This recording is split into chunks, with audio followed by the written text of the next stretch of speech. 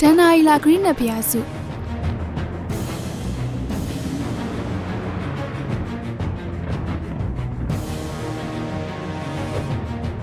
ုရုပ်ရှင်တွေပုံမြင်တွေထဲမှာအမြဲတွေ့ရတတ်တဲ့ဇူ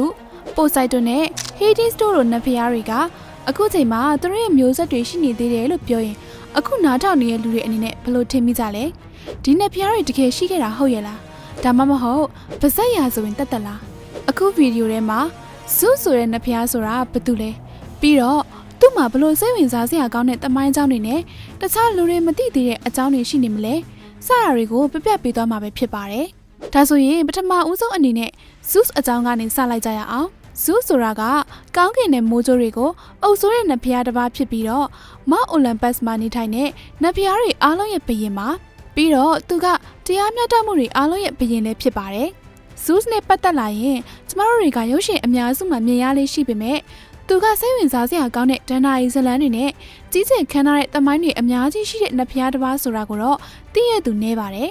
ဇူးအကြောင်းကိုပြောရမယ်ဆိုရင်သူ့ရဲ့မိသားစုတွေအကြောင်းကနေစမှရပါမယ်။ဇူးကသားသမီးတွေကိုဝါမျိုးတဲ့ဖခင်ခရိုနတ်စ်ကိုဖယ်ရှားခဲ့တဲ့သူတစ်ယောက်ပါ။ဒါပေမဲ့သူ့ရဲ့ပါနတ်မှုကြောင့်ခရိုနတ်စ်ကိုလှည့်စားပြီးတော့မောင်နှမတွေကိုကယ်တင်ခဲ့လို့သူအပါအဝင်အကုန်လုံးလွတ်မြောက်ခဲ့ပါတယ်။နောက်ပိုင်းမှာသူ့ရဲ့ထင်ရှားတဲ့အမိုးကြိုးလက်နက်နဲ့တိုက်တန်တွေကို10နှစ်ကြာတိုက်ခိုက်ခဲ့ပြီးနောက်မှာတော့ဘရင်ဖြစ်လာခဲ့ပါတော့တယ်။ရှေးဂရိဒန်နာရီလာမိုးကောင်းကင်ကိုအုပ်စိုးခဲ့တဲ့အားကောင်းတဲ့နတ်ဖျားတွေထဲမှာခေါင်းဆောင်ကကောင်းကင်နတ်ဖျားစုဖြစ်ပြီးတော့နတ်ဖျားများတွေမဟုတ်ပဲသူကလူသားများကိုကာကွယ်ပေးသူဖြစ်ပါတယ်။ရှေးဂရိလူမျိုးတွေအတွက်ဇူဟာသူရဲကောင်းဖခင်ဖြစ်ုံနဲ့မဟုတ်ပဲနဲ့သူတို့တွေအားလုံးရဲ့တရားသူကြီးလည်းဖြစ်ပါသေးတယ်။ဇူကိုစိတ်ဝင်စားဖွယ်ဒန်နာရီလာဇက်ကောင်ပြည့်စည်ခဲ့တဲ့အကြောင်းရင်းကိုပြောရမယ်ဆိုရင်တော့စွမ်းအားတစ်ခုတည်းကြောင့်မဟုတ်ပဲသူရဲ့ဘဝဇလန်းနဲ့အုပ်စိုးမှုကိုပုံဖော်ပေးခဲ့တဲ့စိန်ခေါ်မှုတွေကြောင့်လည်းပါပါတယ်။ဇူးအိုလံပတ်တောင်ထိပ်မှာအုပ်စိုးခဲ့တဲ့အချိန်မတိုင်ခင်ကအာကာသဟာ cross လို့ခေါ်တဲ့ဗလာနယ်ကြီးတစ်ခုဖြစ်ခဲ့တာပါဒီအကြောင်းကိုရှေးဂရိလူမျိုးတွေက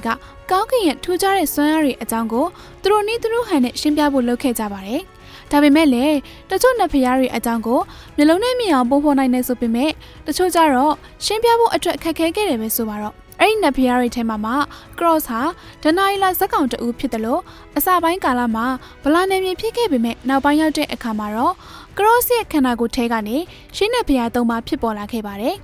ပြောရရင်ဗလာမြေကြီးကနေဖြစ်လာတာပါသူတို့တွေကတော့ဂိုင်ယာမြေကဘာနတ်ဖျားထာတာရက်စ်အနက်ရှိုင်းဆုံးမဟာဝေဟင်နတ်ဖျားနဲ့အီရိုစ်ဆိုတဲ့အချစ်တို့ရဲ့ဝိညာဉ်တွေပဲဖြစ်ပါတယ်အဲ့လိုကနေအီရိုစ်ဟာ cross နဲ့ဂိုင်ယာတို့ကိုပေါင်းဆက်ပြီးရှေးဂရိဒန်နာရီလာနတ်ဖျားတွေတတဝါတွေနဲ့ဝိညာဉ်တွေကိုဖန်တီးရပါဒီလိုကနေတဆင့်ဖန်တီးလိုက်တဲ့သားသမီးတွေထဲမှာယူရေနတ်ဆိုတဲ့ကောင်းကင်ကိုပထမဦးဆုံးအုပ်စိုးသူလည်းပါပါတယ်နောက်ပိုင်းမှာအီရိုစ်ရဲ့ဩဇာလွှမ်းမိုးမှုကြောင့်ယူရေနတ်ဟာဂိုင်ယာကိုချစ်ကြိုက်မိပြီးတော့၎င်းတို့နှစ်ဦးကနေတဆင့်ကလေး18ဦးမွေးဖွားခဲ့ပြီးအဲ့ဒီထဲမှာကြီးမားတဲ့ Cyclops 3ယောက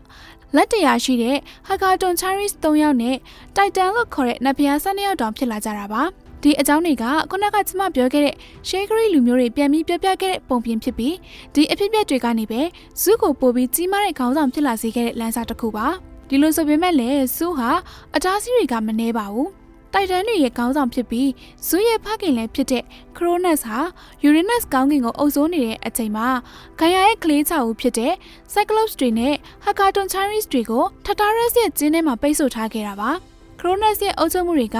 အစပိုင်းမှာတာယာဝါပြောပြီးတရားမျှတမှုရှိခဲ့တာကြောင့်အဲ့ဒီကာလကိုရှေးဂရိဒန်နာရီလာရွှေခေလို့ခေါ်ကြပါတယ်။ဒါပေမဲ့လည်းနောက်ပိုင်းမှာကြိုတင်ဟောကိန်းတစ်ခုကခရိုနတ်ရဲ့ကံကြမ္မာကိုပြောင်းလဲစေခဲ့တာပါ။အဲ့ဒါကတော့သူ့ရဲ့ဖခင်ခရိုနတ်ကိုသားသမီးတဦးကဖယ်ရှားပြစ်မယ်ဆိုတဲ့အကြောင်းကိုကြိုတင်ဟောကိန်းထုတ်ခဲ့တာဖြစ်ပါတယ်။ဒီဟောကိန်းကိုကြားပြီးတဲ့နောက်မှာတော့အပေါ်မှာကျမပြောခဲ့တဲ့သားသမီးတွေကိုပြန်ဝါမျိုးခဲ့တဲ့ဖြစ်ခဲ့တာပါ။ဒီလိုနဲ့ကျမပြောခဲ့တဲ့ဇူးနဲ့သူ့မောင်နှမတွေလွတ်မြောက်သွားတယ်ဆိုတဲ့အကြောင်းကိုပြန်ဆက်ရရင်ခရိုနတ်မသိအောင်လို့ဖုံးကွယ်ပြီးဇူးကိုခရိုတီကျွန်းမှာဖွက်ခဲ့ပြီးနင်းတဦးဖြစ်တဲ့အမာတီယာကပြုစုဆောက်ရှောက်ခဲ့တာပါဒီလိုကနေခရတီကျွန်းမှာဇူးကကြီးပြင်းလာခဲ့ပြီးတော့သူ့ရဲ့အင်အားနဲ့ဉာဏ်ပညာတွေတိုးပွားလာခဲ့ပါတယ်အဲ့လိုကနေအရွယ်ရောက်လာတဲ့အချိန်မှာတော့ဇူးဟာဉာဏ်ပညာနဲ့ဖျားမှမီတင်းနဲ့တွေ့ဆုံခဲ့ပြီးသူ့ရဲ့မောင်နှမတချို့ကိုခရိုနက်ပိုက်ထဲကနေလွတ်မြောက်ပေးနိုင်မှုအတွက်အစိတ်ရည်တစ်ခုကိုရရှိခဲ့ပါတော့တယ်ခရီတီကျွန်းကနေထွက်သွားခဲ့ပြီးဖခင်ဖြစ်သူခရိုနက်စီအခါစားဝင်ရင်ဖခင်ကိုဝိုင်းနီအစိတ်နဲ့လှုပ်ကြံခဲ့တာပေါ့ခ ရိုနက်အစိတ်ကိုမျိုးချလိုက်ပြီးတဲ့အချိန်မှာတော့သူ့ရဲ့ဘိုက်ထဲကနေဇူးရဲ့မောင်နှမ9ဦးဖြစ်တဲ့စတီယာဟေဒီစ်ပိုဆိုက်ဒွန်ဟီရာနဲ့ဒီမီတာတို့ထွက်လာပါတော့တယ်။အဲ့ဒီလိုလွတ်ကျန်ပြီးတဲ့နောက်မှာတော့ဇူးကတိုက်တန်အိုလံပီယံတွေနဲ့တိုက်တာနိုမန်ချီဆိုတဲ့စစ်ပွဲကြီးကိုဆင်နွှဲခဲ့ကြပါတယ်။ဒီတိုက်ပွဲကြီးက10နှစ်ကြာတဲ့အခါမှာတော့တိုက်တန်တက်မှုခရိုနက်ဦးဆောင်တဲ့တိုက်တန်တက်ကိုအိုလံပီယံတက်ကအနိုင်ရသွားပါတော့တယ်။ဒီတိုက်ပွဲမှာဇူးဟာရှုံးနိုင်လူနီးပါးဖြစ်ခဲ့ပေမဲ့အနိုင်ရခဲ့တာပါ။ဒါပေမဲ့ဂိုင်ယာရဲ့ကလေးတွေဖြစ်တဲ့ Cyclops နဲ့ Hakaton Chinese တွေကိုလွတ်မြောက်အောင်လုပ်ပေးခဲ့ပြီးနောက်မှာသူ့ရဲ့အင်အားကြောင့်ပဲစစ်ပွဲအခြေအနေပြောင်းလဲသွားခဲ့ပြီးတော့တိုက်တိုင်များရှုံးနေသွားပြီးနောက်မှာတော့ဇူဟာအိုလံပစ်တောင်ထိပ်မှာဘရင်တင်မြောက်ခြင်းခံခဲ့ရပါတော့တယ်။ဒီလိုမျိုးအောင်မြင်မှုတွေအရေးအချင်းတွေနဲ့ဇူကနှကောင်းတစ်ပါးအမြဲဖြစ်ခဲ့တာတော့မဟုတ်ခဲ့ပါဘူး။ဘာကြောင့်လဲဆိုရင်တစ်ချိန်တုန်းကဇူဟာ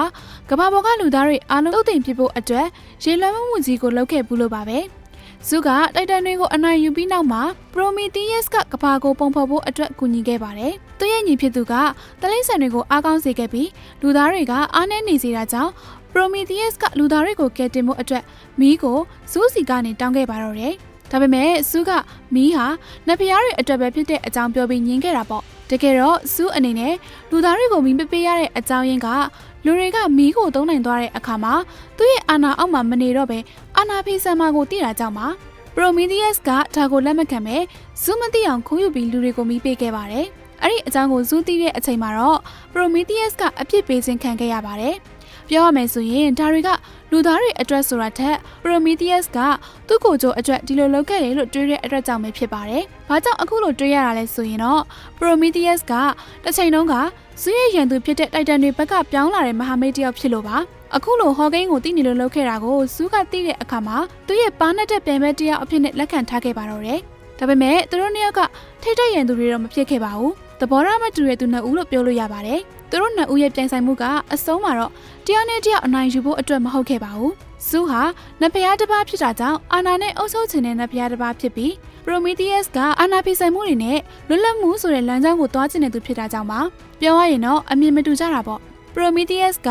တစ်ဖက်မှာလူတွေကိုလွတ်လပ်ပြီးတော့ပိုအဆင်ပြေဖို့မီးကိုယူပေးခဲ့ပေမဲ့တစ်ဖက်မှာတော့ဇူးဟာအပေါ်မှာကျမပြောခဲ့တယ်လို့ပဲသူ့ကိုပုံကံမှုအတွက်စူးစမ်းခဲ့တယ်လို့မြင်ခဲ့တာပါနောက်တစ်ခုအနေနဲ့ဆိုရင်သူတို့နှစ်ဦးရဲ့ပြိပခတ်တွေဟာဘယ်တော့မှအဆုံးမသတ်နိုင်တဲ့ပုံပင်တစ်ခုဒဏ္ဍာရီတစ်ခုအဖြစ်ရှေးခေတ်ကလေးလူမျိုးတွေရဲ့တမိုင်းကြောင်းမှာကျန်ရှိနေတာပဲဖြစ်ပါတယ်။ဒါဆိုရင်ကျမအခုပြောပြသွားတဲ့ဇူးနဲ့ဖျားတွေအကြောင်းဟာတစ်ချိန်လုံးကဂရိလူမျိုးတွေကြားမှာထင်ရှားခဲ့တဲ့ဇလန်းတွေရဲ့တစ်စိတ်တစ်ပိုင်းပဲဖြစ်ပါတယ်။ဒီအကြောင်းနဲ့ပတ်သက်ပြီးတော့အခုနောက်ထောင်နေတဲ့လူတွေအနေနဲ့ဘလို့ထင်မြင်မိလဲဆိုတာ comment မှာဝေမျှပေးသွားနိုင်ပါတယ်ရှင်။